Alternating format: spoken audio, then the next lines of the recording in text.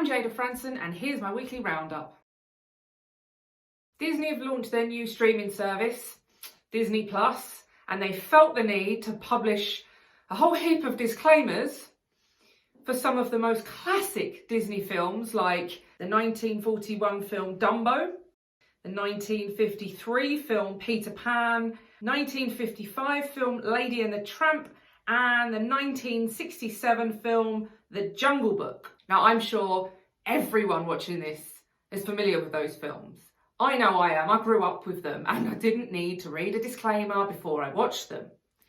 But Disney felt that now they need to provide a disclaimer, and here's what it says. This programme is presented as originally created. It may contain outdated cultural depictions. Well, isn't that the most obvious statement ever made? The film you're about to watch is the film we made 50, 60, 70 years ago. Yeah, I think people know that. But Disney didn't stop there. Not only did they put disclaimers on a number of films, but they actually now are recutting some of the classics. Dumbo is being recut to remove the Jim Crow character because he sounds too black. But I be done seeing about everything when I see an elephant fly. Lady and the Tramp is being recut to remove the Siamese cats because they sound too Asian. We are Siamese, if you please. And the 1946 film, Song of the South, has been axed altogether. Zippity-doo-dah, zippity-yay. Wonderful feeling this way. Disney, like so many other institutions, are so petrified of the left-wing and mainstream media pressure that they are literally willing to rewrite history and cut out the parts that the left-wing don't want. The fact is, the left either think that the general population, the likes of you and I, can't watch a 70-year-old film without them becoming raging racists, or this is simply about them gaining complete control. And rewriting our history is just one of their many weapons. In the least shocking piece of news this week, a list of the most dangerous countries in the world to travel to in 2020 has been released. And guess what? They are almost all Islamic hellholes. An interactive travel risk map has been created by security and risk experts International SOS. They have listed the highest security risk countries as Syria, Iraq, Yemen, Somalia, South Sudan, Libya, Central African Republic, Mali, and Afghanistan. It doesn't take a genius to spot the common denominator. Allahu Akbar! Allahu Akbar! Allahu Akbar!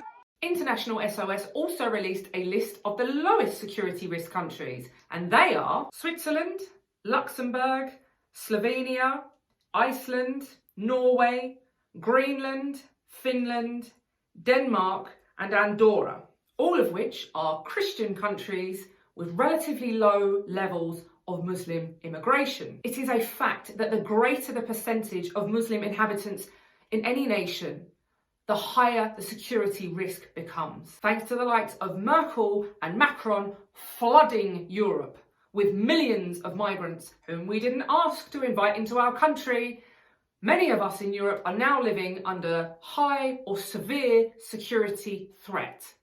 That is the result of mass Muslim immigration.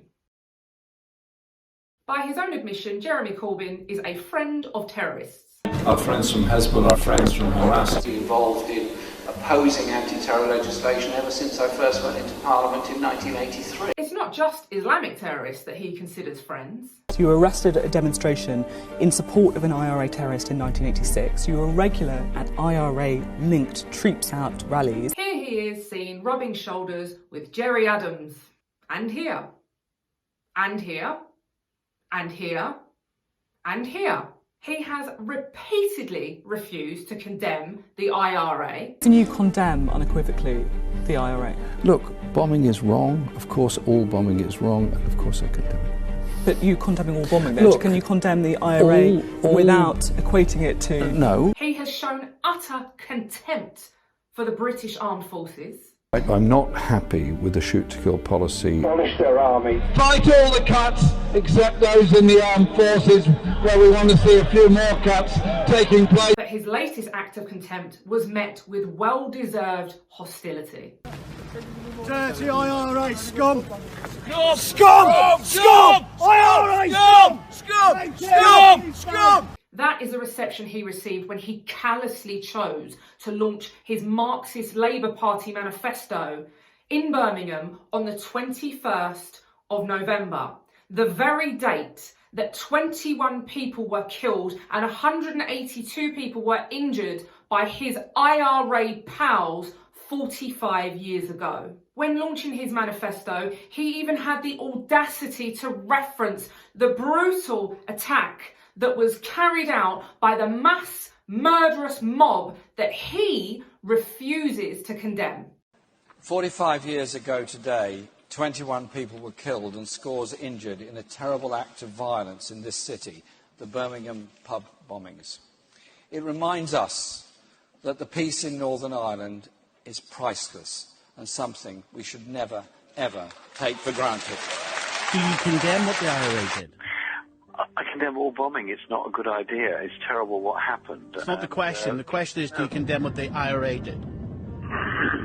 Look, I condemn what was done by the British Army as well as by other sides as well. Are you refusing to condemn what the IRA did? Jeremy? Hello? I think we're going to have to do this later, you know. Okay, well, let me just, this last question while it's quiet there. Are you refusing to condemn what the IRA did? Jeremy Corbyn is a friend of terrorists and the enemy of Britain. Are you refusing to condemn what the IRA did? Jeremy?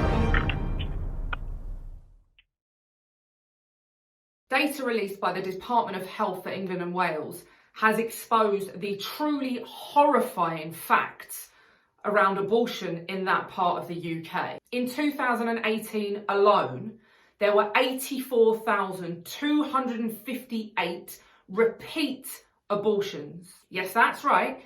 84,258 women went back for another abortion after having already aborted a baby. Of those 84,258, 3,332 were teenagers. And this was just in 2018 alone.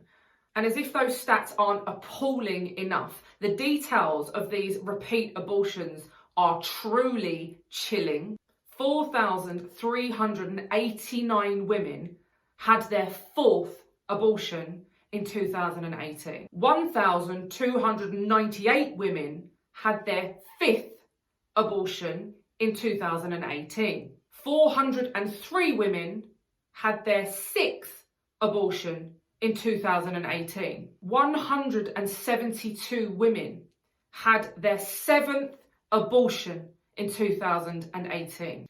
And 143 women went back for their eighth abortion in 2018. In 2018 alone, there were 205,295 women that aborted babies, and 41% of those women had already aborted between 1 and 7 babies, and that was just in England and Wales. It doesn't take into account the 13,286 babies aborted in Scotland in 2018. If there's one thing that's abundantly clear, it's that since the 1967 Abortion Act, murdering innocent babies has become so normalised in the UK that women are choosing to do it over and over and over again, sometimes 8 times. Because of this barbaric legalised slaughter, no less than 9 million human beings are missing in Britain. They do not exist. And Westminster have just callously